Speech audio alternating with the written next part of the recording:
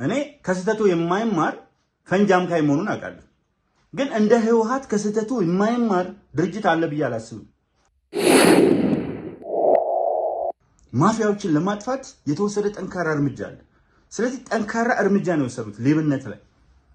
ሌብነት የሀገር ጸር የሀገር ጠንቅ መሆኑ ተረድተው ከስር ጀምሮ እንዴት እየተጸየፉት እንደሚያድጉ ይሄ በልቶ አለፈለት ሲሾም ያልበላ ሲሻር ይቆጨዋል ወዘተርፈ አይነት ንግግሮች ተሳስቶ በሚዲያቸው ተሳስተው በለት ከለት ግንኙነት ሌብነትን የሚያጎላ አይነት ነገር ካለ የሚወስዱት እርምጃ በጣም ጠንካራ ነው።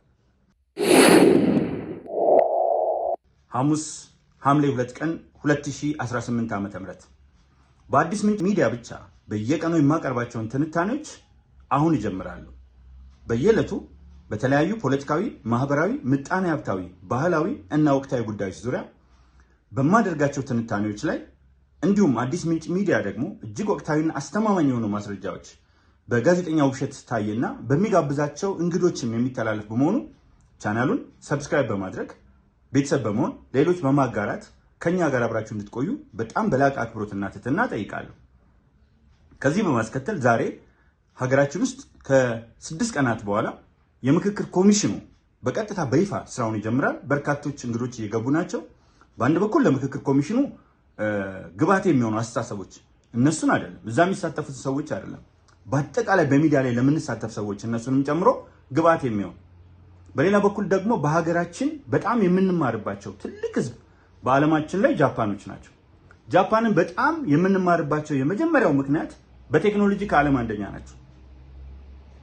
ምንም ጥያቄ አያስነሳም። ከአሜሪካም ከየትኛውም ከዳበረው ሀገር በዘመናዊ ሳይንስና ቴክኖሎጂ ጃፓኖች የመጀመሪያዎቹና እንደሆኑ አሜሪካኖች ጭምር ይስማማሉ።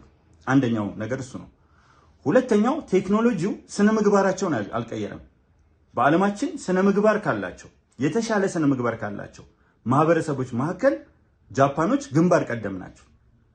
ቴክኖሎጂው ላያቸው ላይ ሰልጥኖ እንዲጫወትባቸው ሳይሆን ቴክኖሎጂውን ለነሱ ጥቅም ማዋል የቻሉ ናቸው። ሶስተኛ ከነሱ የምንማረው ዋና ከተማቸው ቶኪዮ በቀጥታ አዲስ አበባና የሸገር ሲቲን ድምር ነው የምታክለው። በዚህ ውስጥ ግን 40 ሚሊዮን ህዝብ በጣም ተስማምቶ ሌብነትን አጥፍቶ በከፍተኛ መከባበርና አብሮነት በአንድነት ይኖራል። ጃፓኖች ወደዚህ ከመድረሳቸው በፊት በምን ውስጥ ነበር ያለፉት የሚለውን ማየት በጣም አስፈላጊ ነው። ለ250 ዓመታት ፊውዳላዊና ጦረኛ የሆነ የሾግኔት ስርወ መንግስት ልንለው ምንችለው ኃይል ነበረ። ስለዚህ ይሄንን የሾግኔት ኃይል በመጣል ወደ ስልጣን የመጣው ሙትሱሂቶ ወይም ሙትሱሂቶ የተባለው የሜጂ ሪስቶሬሽን መሪ ነው። በነገራችን ላይ ብዙ ጊዜ አንስቼላችኋለሁ። አንድ ሰው የታሪክን ሂደት የታሪክን ድባብ በመቀየር ረገድ ያለው ነገር እጅግ በጣም የሚገርምና የሚደንቅ ነው። ይሄ ሰው አተኩሮ ጃፓን እንደምታውቋት በጣም ኋላ ቀር ከነበሩ በጣም ፊውዳላዊ ከነበሩ 250 ዓመታት ማዕከላዊ መንግስት እጅግ በጣም የተዳከመ በየክልሉ ያሉት በጣም የፈለጠሙበትና የጠነከሩበት ከዲሴንትራላይዜሽን የባሰ አይነት ግንኙነት የነበረበት ሁኔታ ነበር። ይህንን በመቀየር ሀገርን አንድ በማድረግ የሉዝ ነበረ ኮኔክሽናቸው፣ ነገር ግን አንድ በማድረግ የተንቀሳቀሰበት ሂደት በጣም የሚገርምና እጅግ በጣም የሚደንቅ ነው። የሜጂ ሪስቶሬሽን የመጀመሪያው ትኩረት የሰጠው ነገር አንዱ ራፒድ ኢንዱስትሪያል ዴቨሎፕመንት ነው። በጣም ፈጣን የሆነ ኢንዱስትሪያላይዜሽን ነው ያመጣው። ኢንዱስትሪያላይዜሽን ደግሞ በርካታ ነገሮችን ይቀይራል። በኋላ አያይዘን እናነሳዋለን። ሁለተኛው ኮንስቲቱሽናል ሩል ህገ መንግስታዊ አመራር። ይህ ዝም ብሎ ነበር። የሀገር አሁን ህገ መንግስት እንደምታውቁት ሞደርን ኮንስቲቱሽን 1931 ላይ ነው የመጣው። ከዛ በፊት የገዳ ስርዓቱ፣ ክብረ ነገስት፣ ፍትሐ ነገስት፣ ስርዓተ መንግስት፣ የካዎች አስተዳደር የተለያየ ነገር ነበር። የጋራዶች አስተዳደር ነበር ያለው እንጂ ኮንስቲቱሽን አልነበረም። እሱ ግን ኮንስቲቱሽናል ሩልን ተግባራዊ ያደረገ። ይሄ በጣም በጣም በጣም ወሳኝ ነገር ነው ኮንስቲቱሽናል ሩል ላይ። ሌላው ሞደርናይዝድ የሆነ ናሽናል አርሚ ልክ እንደ ዘመነ መሳፍንት ወይም በኢትዮጵያ ውስጥ እንደነበረው አጠቃላይ ጦርነት ሲፈጠር በጋራ ጃፓኖች ከመነሳታቸው ውጪ ሞደርናይዝድ የሆነ ዘመናዊ የሆነ አርሚ አልነበራቸው። አርሚ ከሌለ ትጠቃለህ። ጃፓኖች ያደረጉት ግጭት ላይ በአሸናፊነት ፈርስት ይሄ የሲኖ ጃፓን ሲወር የመጀመሪያው የሲኖ ጃፓን የቻይናና የጃፓንን ጦርነት በአሸናፊነት የተወጡት ከራሺያ ጋር 1905 አካባቢ በ20ኛው ክፍለ ዘመን መጀመሪያ በአሸናፊነት የተወጡት ጠንካራ የሆነ ሚሊተሪ በመፍጠሩ ነው። 1868 ላይ ነው የሜጂ ሪስቶሬሽን የመጣውና የተቀመጠው። ሌላው በጣም ያተኮሩት ሞደርን ኤጁኬሽን ላይ እነዚህ ላይ ማተኮሩ ጃፓንን በከፍተኛ ደረጃ እንድትቀየር አድርጓታል። እና ከዛ በኋላ የተፈጠረው ነገር ግን ምንድነው? ይሄን አድርጎ ጃፓን ያስፈነጠራት እያለ በአጭር ጊዜ ጃፓን እንግዲህ 1868 ነው።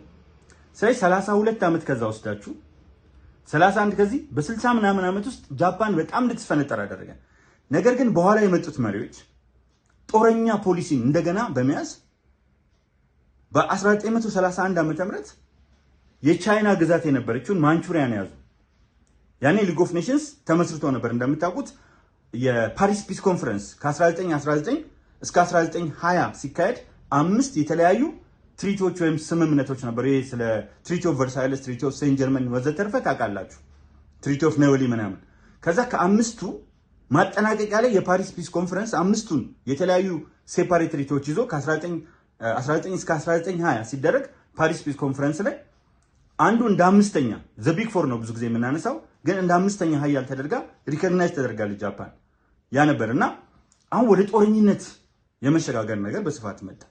ስለዚህ ሊግ ኦፍ ኔሽንስ 1920 ተመሰረተ። የመጀመሪያው ዓለም ጦርነት ሲጠናቀቅ እዛ ላይ አባል የነበረችው ጃፓን በሚያስደንቅ አኳኋን አባል የነበረችውን ሌላ ሀገር ቻይናን ወረረች። ይህ ትልቅ ስህተት ነበር። ትልቅ ስህተት፣ በጣም የመስፋፋት ነገር ያዙ። እዛ ጋር በደንብ የማነሳው ነገር ስላለ ነው። 1931 እናደርጉ። ከዛ በኋላ 1937 ላይ ደግሞ አጠቃላይ ቻይናን ያዙ። ላኦስን፣ ካምቦዲያን፣ ቪየትናምን፣ ኢንዶኔዥያን እያዙ መስፋፋት ቀጠሉ። አሜሪካን ጋር ጦርነት ውስጥ ገቡ። አሜሪካ ተደጋጋሚ ማስጠንቀቂያ ሰጠች። ከዛ በኋላ ግን የአሜሪካን የባህር ኃይል ወደብም አሜሪካ በነገራችን ላይ ልትቋቋማት አትችልም በወቅቱ በነበረው። ምክንያቱም ቻይናን አንበርክካለች፣ በርካታ ሀገሮችን ያንበረከከች ይችላለች። አሜሪካን ገብታ በፍጹም ሊቋቋማቸው አልቻሉም። አሜሪካኖቹ ከፍተኛ ፐርል ሃርበር የተባለው ወደብ ላይ ሃዋይ ላይ በጣም የሚታወቅ ዘ ፐርል ሃርበር ካታስትሮፍ የሚባለው 2/3 የአሜሪካ የባህር ኃይል ያለበትን ቦታ ወደሙት። በጣም ተዋጊ በጣም ጠንካራ ሆነው ተነሱ።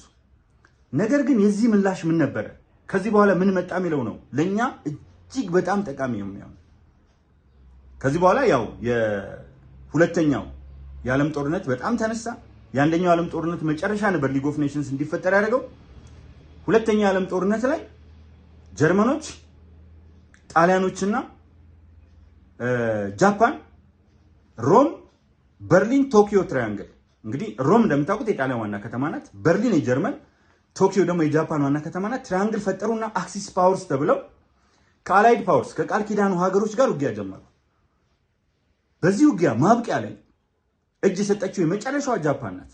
ሂሮሂቶ የመጨረሻው የጃፓን መሪ ነው፣ ፕሬዚደንት ነው እጅ የሰጠው። ለምንድን ነው እጅ የሰጡት ሲባል በሌላ ነገር አይደለም። ተመልከቱ፣ ጦረኝነት መጥፎ ነው።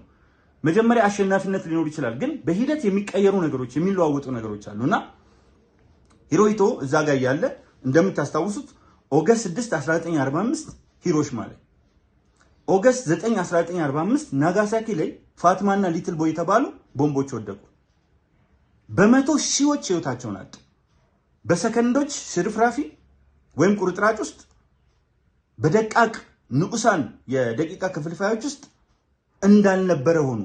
ሂሮሽማ ኦገስት 6 1945 ናጋሳኪ ደግሞ ኦገስት 9 1945 ድምጥማጣቸው ጠፋ። ከዚህ በኋላ ጥቂት ሰዎች ብቻ ተረፉ። ጥቂት ህንፃዎች አንዱ ነው አሁን የሚታየው ብቻ ሲቀሩ እንዳለ ጃፓን በአንድ ጊዜ ዝም አለች። በቃ ከዛ ወዲያውኑ እጅ ሰጣ ከጦርነት ወጣች። ጣሊያን ተሸንፋ ነበር ቀደም ብላ። ጀርመን ተከትሎ ተሸንፋ ነበር፣ እጅ ሰጣ ነበር።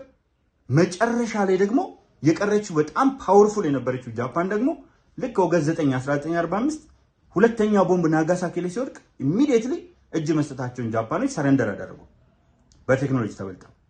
ስለዚህ ይሄ ሁኔታ ወደ ምን መራቸው? እንደምታውቁት ገንባኩ ዶም፣ ሂሮሽማ ፒስ ሜሞሪያል፣ አሁን ገንባኩ ዶም የሚባል አለ፣ ሂሮሺማ ፒስ ሜሞሪያል የሰላም መታወሻ የሚል ያለፈውን ሁሉ ታሪክ የሚያስረሳ ነገር ግን ጦርነት አውዳሚ መሆኑንና በሰላም መንቀሳቀስ ምን ያህል እንደሚጠቅም ተስማምተው ዓለምን በሚያስተምሩበት ሁኔታ የሂሮሺማ የሰላም ማስታወሻ ነው ያሉት። እልቂት አላሉ፣ ማሳክሬ ፍጅት አላሉ፣ ወይም ደግሞ የሆነ ሆረር ምናምን የተፈጠረበት ሆሪፊክ የሆነ ነገር አላሉ፣ ምንም አላሉም። ያሉት ብቸኛ ነገር የሰላም ማስታወሻ። በቃ እያንዳንዱ ጃፓናዊ ጭንቅላት ውስጥ ሰላም ምን ያህል ትልቅ እንደሆነ ተገነዘቡ። ከዛ ወታደራዊ በጀታቸውን ቀነሱ፣ ወታደራዊ እንቅስቃሴያቸውን ቀነሱ። ነገር ግን በነዛ ቅድም ባልኳቸው ላይ ያተኮሩ። በተለይ ያተኮሩት አንዱ ኢትዮጵያ ውስጥ የሰላም ሚኒስቴር አለ፣ የሰላም ሚኒስቴር አለ። ትምህርታችን ስርዓት ውስጥ ክወና፣ የተለያዩ ትምህርቶች አሁን ተጀምረዋል፣ ደስ የሚል የሥነ ምግባር ትምህርት ወዘተ። እዚህ ውስጥ በልዩ ትኩረት መካተት አለበት ብዬ የማምነው ፒስ ኤጁኬሽን። ጃፓኖች ከወሰዷቸው 4 ትልቅ እርምጃዎች አንዱ ፒስ ኤጁኬሽን በትምህርት መልክ በቃ እያንዳንዱ ህፃን ውስጥ እያንዳንዱ ሰው ጭንቅላት ውስጥ ሰላም የሚል ነገር በትልቁ ነው የሚያንጸባርቁት።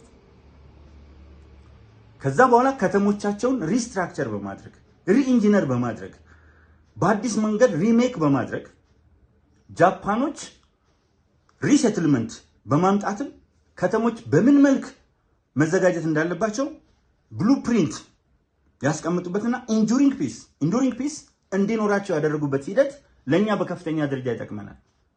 ተመልከቱ፣ ጃፓን ስትሄዱ አሁን ምንም አይነት ነገር ከተፈጥሮ ጋር ተስማምተው ሰዎች እርስ በርሳቸው ተስማምተው የሰላምታቸው ሁኔታ ሌብነትን ያጠፉበት፣ በቃ ሌብነት ከሳሙራይ ባህልም ጋር ተያይዞ በአሰቃቂ ሁኔታ ነው መጀመሪያ ሌቦችን ለእርምጃ የወሰዱት። አሁን አይታችሁ እንደሆነ ኤልሳልቫዶር የተለያዩ ቦታ በዓለማችን የሚታወቁ ቦታዎች ላይ ማፊያዎችን ለማጥፋት የተወሰደ ጠንካራ እርምጃ አለ። ስለዚህ ጠንካራ እርምጃ ነው የወሰዱት ሌብነት ላይ። ሌብነት የሀገር ጸር የሀገር ጠንቅ መሆኑ ተረድተው ከስር ጀምሮ እንዴት እየተጸየፉት እንደሚያድጉ ይሄ በልቶ አለፈለት፣ ሲሾም ያልበላ ሲሻር ይቆጨዋል ወዘተርፈ አይነት ንግግሮች ተሳስቶ በሚዲያቸው ተሳስተው በዕለት ከዕለት ግንኙነት ሌብነትን የሚያጎላ አይነት ነገር ካለ የሚወስዱት እርምጃ በጣም ጠንካራ ነው። ስለዚህ እነዚህ ጠንካራ እርምጃዎች ጃፓንን በከፍተኛ ደረጃ ወደፊት ወሰዷት። አሁን ጃፓንን ይህን ካልኳችሁ ጃፓን ከዓለም ውስጥ በሰከንዶች ቶዮታ መኪና ታወጣለች፣ በሰከንዶች ሆንዳ መኪና ታወጣለች። አንዳንዴ በ5 በ6 ሰከንድ የነበረውን አሁን በ2 በ3 ሰከንድ ታወጣለች።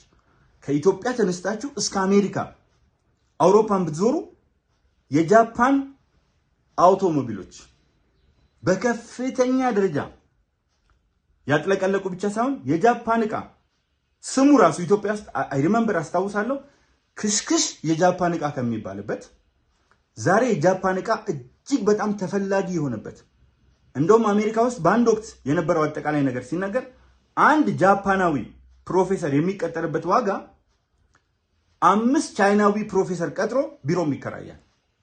አሁን እሱ ሂደት ደግሞ እንዲቀየር ቻይናዎች ሌላ ቀን ከሌላው እንትን ጋር ቻይና ላይ ትልቅ ሚና የተጫወቱ ብዙ ሰዎች ማኦ ዜዱንግ ነው የሚመስላቸው።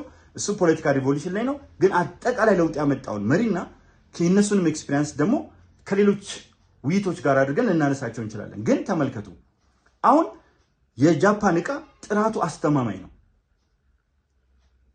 ተመልከቱ፣ የቻይና ዕቃ አሁን ሱሪ ማነው ጫማ ገዝታችሁ ፒያሳ ላይ ድሮ ገዝታችሁ 4 ኪሎ እስከምትደርሱ ሶሎ የለም፣ ከመሬቱ ጋር እግራችሁ እየተገናኘ ታገኙ ነበር። በጣም ከሚፈልገው በላይ ትቃጠላላችሁ። ስለዚህ መጀመሪያ የነበረው ይሄው አውቶሪታሪያን አካሄድ፣ ቀጥሎ የመጣውን ቢሮክራቲክ አካሄድ፣ ከዛ ፕራግማቲክ አካሄድ አልፈው መጥተው ምን ላይ ደርሰዋል? ፐርስፔክቲቪስት ደረጃ ላይ። በዓለማችን በጣም ፐርስፔክቲቪስት ደረጃ ከደረሱ ጥቂት ሀገሮች አንዱ ጃፓን። ለሰው የሚሰጡት ቫልዩ ሌላም ሀገር ለቃቸው በፍጹም በቃቸው እንዲሰደቡ አይፈልጉ። አንድ ጊዜ መብራት ጠፍቶ 20 ደቂቃ ታስታውሳላችሁ? ከንቲባው ለ20 ደቂቃ አጎንብሶ ይቅርታ ነው የጠየቀው። የጃፓን ሕዝብ ብዙ ሜስ ነው የሚፈጠረው። እነሱ ጋር ይቅርታ፣ መከባበር፣ ሰላም፣ አንድነት፣ አብሮነት፣ የቴክኖሎጂ እድገት፣ እነዚህ ኤቲካል ቫልዩስ ከሞደርናይዜሽን ጋር ተጣምረው ሁለቱን አዋህደው ነው የሚሄዱት።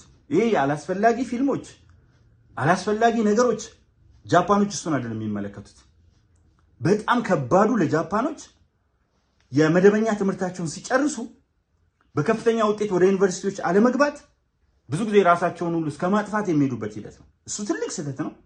ግን እንዴት ነው የሚያስቡት? በቃ የሆነ አንድ ነገር መስራት አለብኝ፣ የሚኖሩበት ዓላማ ለኔ አይደለም ለኔ ከሚል ለማህበረሰቡ የሆነ አሻራዬን ጥዬ ካላለፍኩ የሚለው አመለካከት በጣም እንዲሰራበት ያደርጓል። ከየት ከመዋለ ህፃናት ጀምሮ ከስር ብዙ ጊዜ የጃፓን ኤጁኬሽን ሲስተም ካጠናችሁት ከስር እኛ ጋር አሁን የትምህርት ጥራት እኔም የማምነው ጽሁፍ ላይ ንባብ ላይ የተለያዩ ነገሮች ላይ በጣም አክቲቭ ሆነው እንዲወጡ ነው። እነሱ ጋር ግን ታችኞቹ ክፍሎች ላይ ክህሎት ነው የሚያዳብሩት። ይሄ መውደቅ ምናምን የሚባለው ሀሳቡም አይነሳም፣ ክህሎት እያዳበሩ የሚሄዱበት ነው። አራተኛ ክፍል ሲደርሱ ግን የሚገርም አይነት ለውጥ ውስጥ መጀመሪያ በደንብ የዳበረ ጭንቅላት፣ እውቀትን ለመቀበል የተዘጋጀ አእምሮ፣ ይህን ይዘው በከፍተኛ ደረጃ ወደፊት ይሄዳሉ። እንደዚህ አይነት አስተሳሰቦች፣ እንደዚህ አይነት አስተምህሮች በጣም በጣም ይጠቅሙናል። ስለዚህ አሁን እኛ ጋር አይታችሁ ከሆነ የቁጣ መንፈስ ውስጣችን አለ። በቋንቋችን ውስጥም በሶሻል ሚዲያ የሚሰጡ አስተያየቶችም በዚህ አጋጣሚ ላደንቅ ፈልጋለሁ። የአዲስ ምንጭ ሚዲያ ቤተሰቦችን ብዙ ጊዜ ካያችኋቸው ወፍራምን በመልካም ግለጽ ወይም ቀጭንን በተመሳሳይ መልካም ቃላት ግለጽ ቢባል በጣም ይከብዳል። ወፍራምን አሁን በመልካም ምን ብላችሁ ነው የምትገልጹት? በእነሱ በጣም በርካታ ተርሚኖሎጂዎች አሉ የሚያበረታቱ እንትን የሚሉበት ያንን ውፍረትን ለመቀነስ ጥረት እያደረጉ ግን ወፍራሞችን አይናገር። እኛ ጋር ግን ዘረጦ፣ ግርንድስ፣ ጠረንገሎ፣ ጠብደል፣ የእርሻ ሰብል መጋዘን፣ ዝፍዝፍ፣ ሮቶ፣ በርሜል ማንለው ነገር የለም። ቀጭንን በጥሩ ግለጽ ቢባል ሊከብደን ይችላል። ይሄ ከቁመት አንጻር ጠንበለል መለሎ፣ ቀጭንን ግን እንቸገራለን።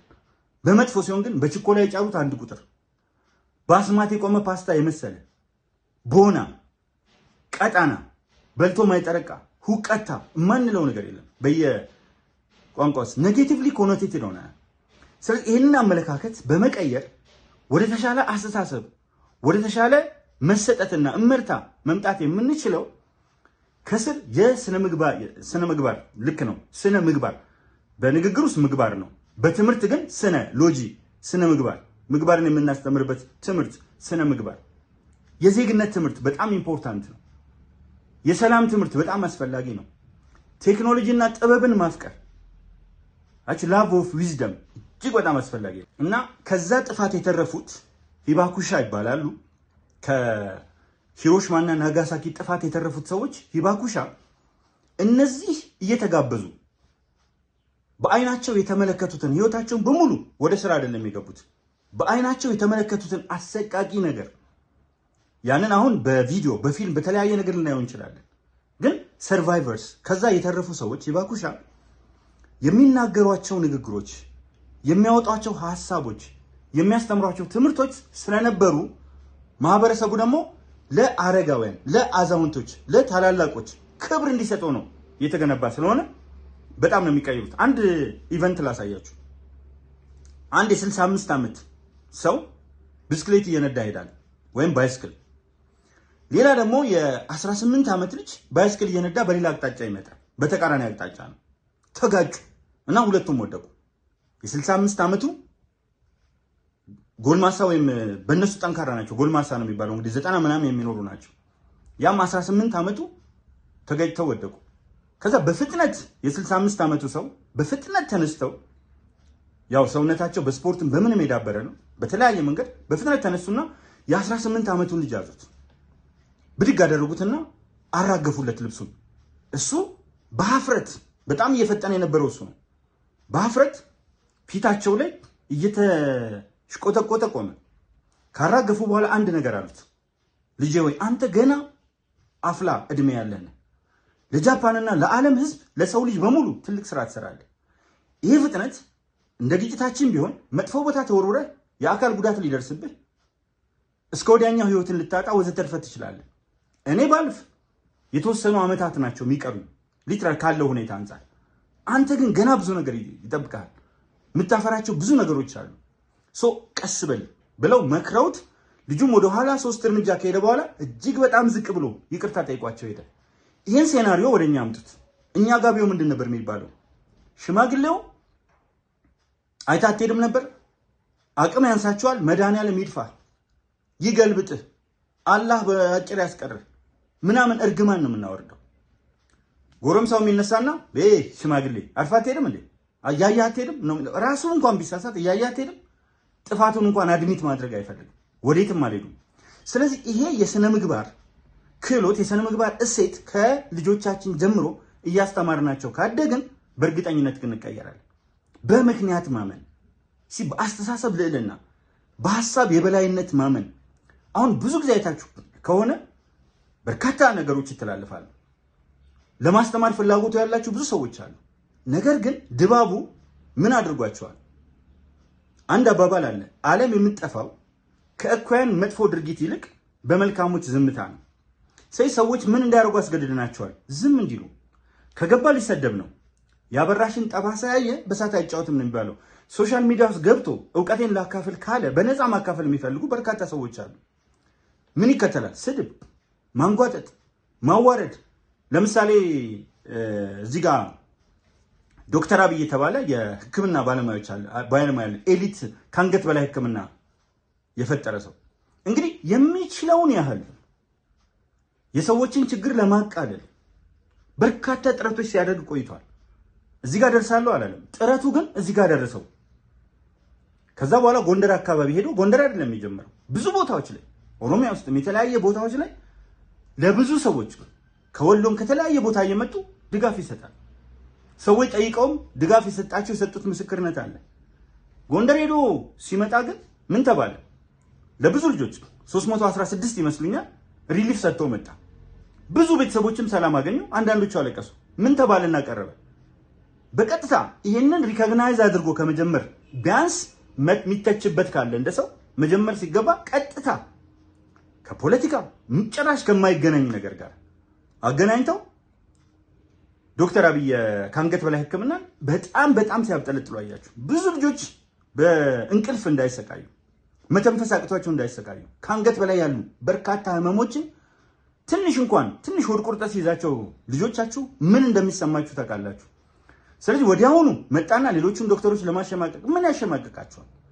ሌሎቹን ከቻሉ ይሄን አይነት ስራ እንዲሰሩ ማድረግ ነው እንጂ አሉ እኮ አሉ ብዙ አሉ፣ ግን የሚወጡ ጥቂት ናቸው። እነዛ ያንዳንዱ ሐኪም ለሚሰጠው አገልግሎት ሰፊ ክብር አለኝ። ሐኪሞቻችንን ከማንም በላይ ማክበር አለብን። ምክንያቱም በአንድም ይሁን በሌላ መንገድ እነሱ ጋር የምንሄድባቸው ጊዜያት ስላሉ ብቻ ሳይሆን ለማህበረሰቡ የሚሰጡት ሪሊፍ እኛ ድንገትም ልናልፍ እንችላለን፣ ግን ለማህበረሰቡ ከሚሰጡት ሪሊፍ አንጻር ለሐኪሞች ክብር መስጠት አለብን። ግን ተመልከቱ፣ ይሄ አስተሳሰባችን በጣም ኔጌቲቭ ሆኗል።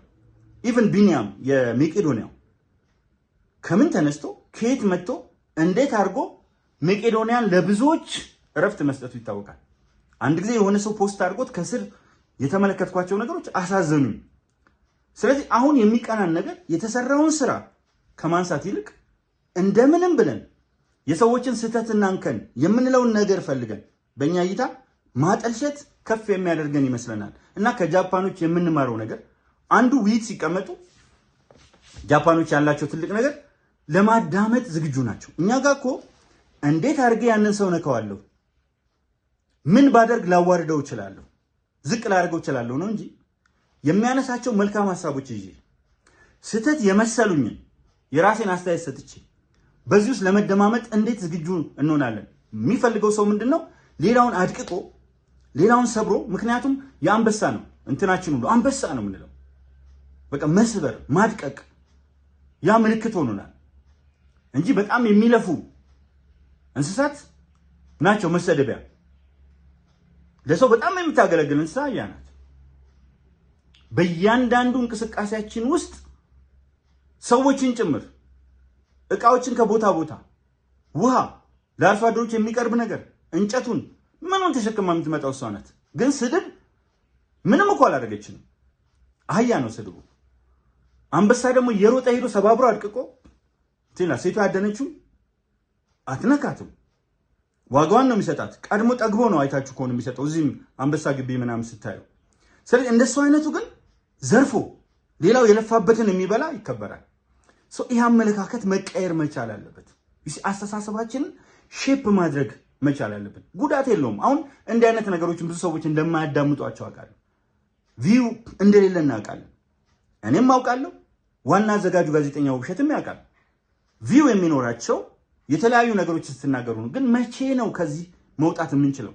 ተመልከቱ። አስተሳሰብ እጅግ በጣም ከሚፈልገው በላይ ይጎዳል። ለማደግም የመጀመሪያው ነገር አስተሳሰብ ነው። ሁሉ ነገር የሚመነጨው ከአስተሳሰብ ነው። ምክንያቱም ብዙ ጊዜ እንደማነሳው 86 ቢሊዮን ኒውሮኖች ወይም ነርቭ ሴሎች እና 100 ትሪሊየን ሲናፕሲስ እዚህ ውስጥ አሉ። ስለዚህ እነዚህን በማገናኘት መሄድ እጅግ በጣም አስፈላጊ ነው ለሰው ልጅ። ግድ የላችሁም። አሁን እኛ ኢትዮጵያውያን ጦርነት ነበር በቅርብ ጊዜ 3 ጊዜ የተካሄደ የትግራይ አፋር አማራ ጦርነት ነበር። እኔ ትግራይ ጦርነት አለኝ ሁልጊዜ የተሰጠኝን ብቻ ሳላላምጥ አሉጥም። ከፍተኛ ጦርነት አማራ ክልል ውስጥ ተካሂዷል። እጅግ በጣም ከፍተኛ ጦርነት አፋር ክልል ውስጥ ተካሂዷል። ትግራይ ክልል ውስጥ ከተገባ በኋላ ፍጥነት ነበር እስከ መቀሌ ድረስ ያለው። ስለዚህ የትግራይ አፋር አማራ ጦርነት ላይ ምንድነው ያተረፍነው? ከጦርነቱ ህወሓት ምን አተረፈ? የትግራይ ህዝብ ምን አተረፈ?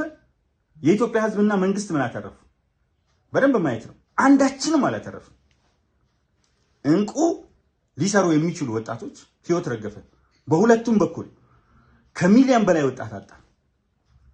በቢሊዮን ዶላር ለልማት ሊውል የሚችል ለጦርነት ዋለ። ተጨማሪ ሌላ የሀገራችንን የገጽታ ግንባታ የማበላሸት ሚናው ከፍተኛ ሆነ።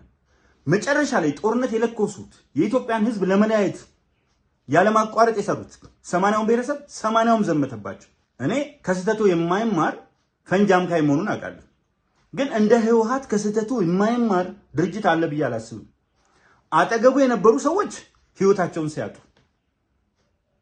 አባይ ፀሐዬ፣ ስዩም መስፍን፣ አስመላሽ ወልደስላሴ፣ ሴኩትሮ ጌታቸው፣ እነ ስብሃት ነጋ ግዙፉ መንፈስ ተጎትተው ወጥተው ከምሽግ ውስጥ ምሽግ አይደለም ጉድጓድ ውስጥ ምሽግ አይደለም ምሽግ የወታደር ነው። ከጉድጓድ ውስጥ ተቆፍረው ወጥተው ከቀበሮ ጉድጓድ ወጥተው አገር ለቀው ሄዱ።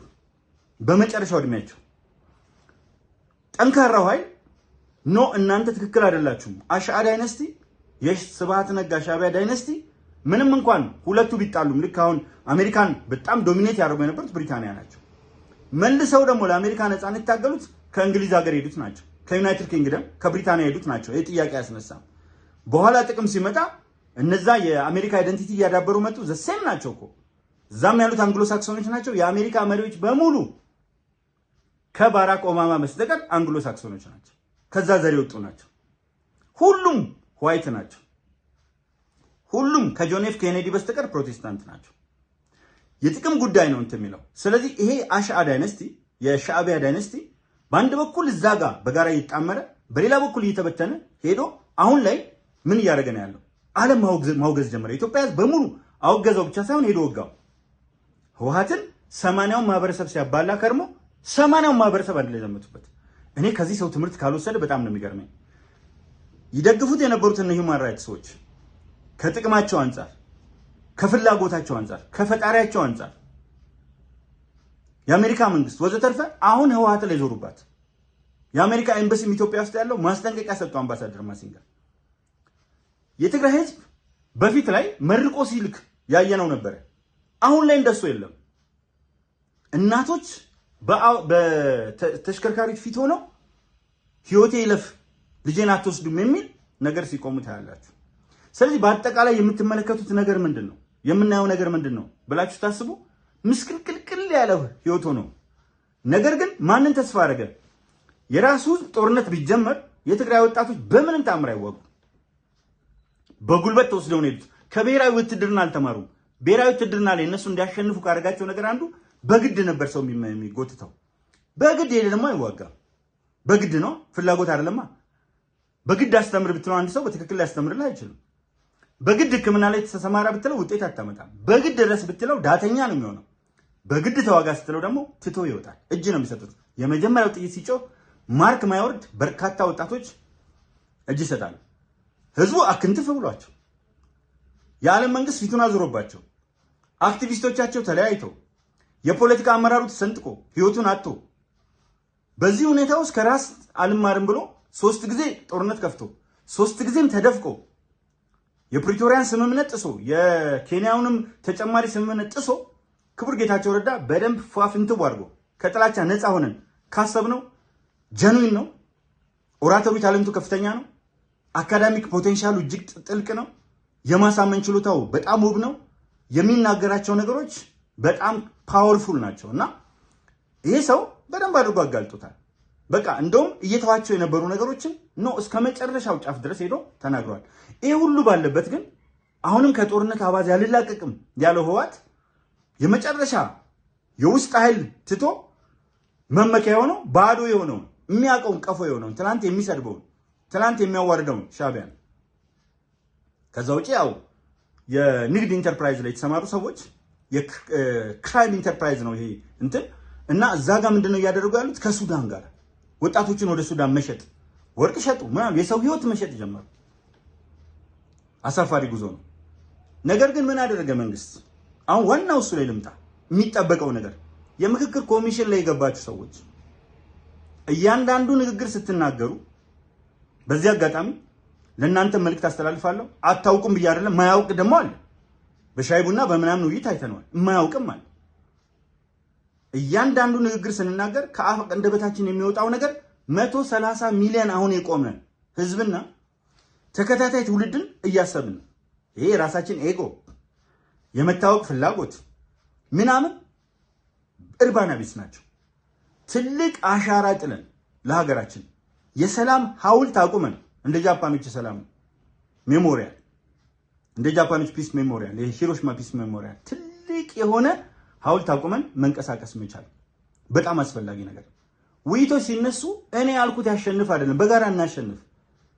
እንዴት ባለፈው የምንኮንናቸውን ድርጊት እኛ ሳንፈጽም ባለፈው የምንኮንናቸው በሌሎች ላይ የምንጠላቸው ድርጊቶች እኛ ሳንፈጽም አሁን ለምሳሌ ነፃ አውጪ የሚሉት አላችሁ። አንደኛ ነፃ ማንን ነው የሚያወጡት? ከማን ነው የሚያወጡት የሚለው ጥያቄ እንዳለ ሆኖ ለሰዎች መብት ለኔ ማህበረሰብ መብት ይታገላሉ ብሎ ሌላውን ማህበረሰብ ይገላሉ። ለራሴ ማህበረሰብ ይታገላሉ ብሎ የራሳቸውን ማህበረሰብ ይገላሉ። ንግግራቸው በአንድ ወይም በሌላ መልኩ ተከታታይ ማህበረሰብ ይገላል። አፍ ትጽዎ ለሞት ይላል ግዕዝ። አፍ ሞትን ትጠራለች። ስለዚህ የምንናገረው ንግግር እኔ ስሜቴን ተንፍሼ ለማቆም ሳይሆን የሚያስከትላቸው ኮንሲኩዌንሶች ምንድናቸው? አውትካሙ ምንድነው? አውትፑቱ ምንድነው? ፕሮዳክቱ ምንድነው? ምንድነው ሃርቨስት የምናደርገው? አያችሁ፣ ትኩረት የምንሰጠው ለሰላም መሆን አለበት። የማንም ጥቅም እዚህ ሀገር ላይ ተነክቶ በአንድ በኩል እንጀራ ወፍሮ ሰላም እንደማይገኝ መንግስትም ተሳታፊዎችም ሁሉም ያውቃል፣ ተቃዋሚዎችም። ስለዚህ እንጀራውን ለሁሉም እኩል ማድረግ ፌር ዲስትሪቢዩሽን ኦፍ ሪሶርስስ፣ ፍትሃዊ የሀብት ክፍፍል፣ ፕሮፖርሽናል የሆነ ሪፕሬዘንቴሽን 40 ቤተሰብ ላለውና 30 ቤተሰብ ላለው 10 ቤተሰብ ላለው 5 ቤተሰብ ላለው እኩል ኪሎ አትሰጣቸውም። 40 ኪሎ ከሰጣቸው 5 ቤተሰብ ያለው 8 ኪሎ ግራም በነፍስ ወከፍ ሊያገኝ ነው። 40 ቤተሰብ ያለው ደግሞ አንድ አንፌር ነው። ስለዚህ ሪሶርሱ ውክልናው ብዙ ቦታዎችም ፕሮፖርሽናል ሲሆኑ የስራ አጡም ቁጥር ፕሮፖርሽናል ይሆናል ሁሉ ነገር። ስለዚህ ፍትሃዊነት ከምንም ነገር በላይ እንዲቀድም መስራት በአንድ ሀገር ውስጥ በጣም አስፈላጊ ነው። ፍትህ፣ ሰዎች በችሎታቸው የሚወዳደሩበት ሜሪቶክራሲ በጣም አስፈላጊ የሆነ ነገር ነው። እኔ ታየ ትግራይ ሄጄ ባስተምር ትግራይ ውስጥ ሄጄ ባስተምር ታሪክን ወይም ስነ ምግባርና ስነ ዜጋን በእርግጠኝነት የትግራይ ወጣቶች አይጎዱ። የሚጠቅማቸው የኔ የትመጣ የኔ ብሔረሰብ ሳይሆን የኔ መምህርነት ነው። እሱን ዴቨሎፕ አላደረግም። ብዙ ጊዜ እንደምለው የሀገሬ ጂቢ ብላኝ አይነት ነገር ምርጥ የሆኑ መምህራን አሉን እና ስንጠቅስ ብሔረሰባቸውን እንኳን አይደለም የምንጠቅሰው። ያኮ የወለጋ ልጅ አንዳንድ የሞት አስተሳሰብ ያለው ካልሆነ በስተቀር እኔ አሁን ታሪክን ሳነሳ መጀመሪያ ቲቸር አባይ ሳን አነሳለሁ። ሐዋሳ መምህራን ትምህርት ኮሌጅ አስተማረኝ። ከዛ ኮተቤ መምህራን ትምህርት ኮሌጅ ውስጥ እና ብያያ ያለው እነ ፕሮፌሰር ተባባሪም ሊሆን ይችላል ምን አላዱኛል በጣም አስታውሳለሁ። እነ ተከስተን በጣም አስታውሳለሁ። አዲስ አበባ ዩኒቨርሲቲ ውስጥ ስትወስዱኝ ደግሞ እነ ረዳት ፕሮፌሰር አበባው አያሌው፣ እነ ዶክተር ተካልኝ፣ እነ ዶክተር ተሰማ ተአ በጣም በርካቶች የማስታውሳቸው እዛ ውስጥ የማረሳቸው ትልቅ ሰዎች አሉ። ስለዚህ እነዚህን አንድ ላይ ይዘህ ከዛ በኋላ እንዴት አድርገህ ነው የምትሄደው? እኔ እነሱን አሁን ዶክተር ተሰማ ተአ ወለጋ ነበሩ፣ ተከስተ ኤርትራዊ መሰለኝ ምናምን አልልም። ምን አላዱኛ ተባባሪ ፕሮፌሰር ምን እንደሆነ እስካሁን ትዝ አይለኝም። አባይ ባይሳ ከስሙ ተነስቼ ኦሮሞ መሆኑን አውቃለሁ። 78 ዓመተ ምህረት ላይ አስተማረኝ መጀመሪያ እና በጣም አበክረን ማየት የሚገባን ነገር ሁላችንም ሁሉም ቦታ እንትነን ከዚህ አልቀጥልም። በቃ ቁርጥ ነው ማድረገው። ፈጣሪ ኢትዮጵያን አትረፍርፎ በሙላት ይባርክ፣ ልቦናችንን ይመልስ፣ ሰላም ይስጠን። ለሰላም እንዘምር፣ ለሰላም በጋራ እንነሳ። ታዬ ቦጋለ አረጋ ኢልመዶ ሶዳን ነኝ። አብራችሁኝ የቆያችሁ በሙሉ አመሰግናለሁ። ፈጣሪ ኢትዮጵያን ይባርክ።